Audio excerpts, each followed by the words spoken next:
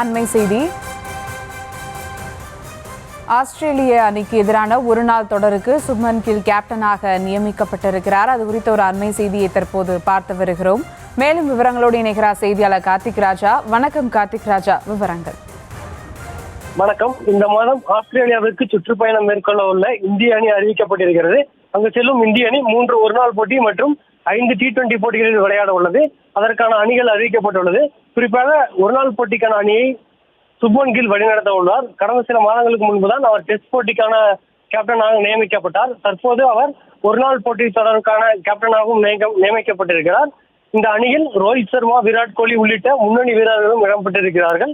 குறிப்பாக சிரேஸ் ஐயர் இந்த அணிக்கான துணை கேப்டனாக நியமிக்கப்பட்டிருக்கிறார்.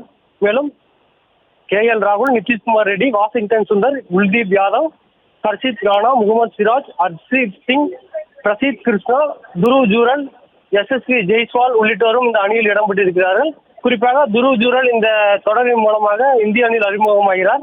அதே போல T20 தொடருக்கான 5 போட்டிகள் கொண்ட T20 தொடருக்கான இந்தியனும் அறிவிக்கப்பட்டிருக்கிறது.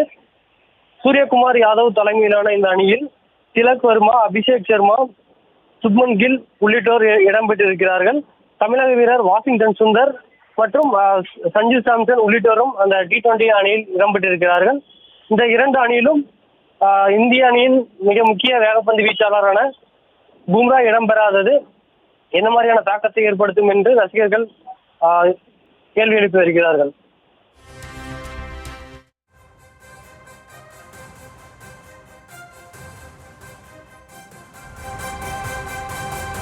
விவரங்களுக்கு நன்றி கார்த்திக் ராஜா.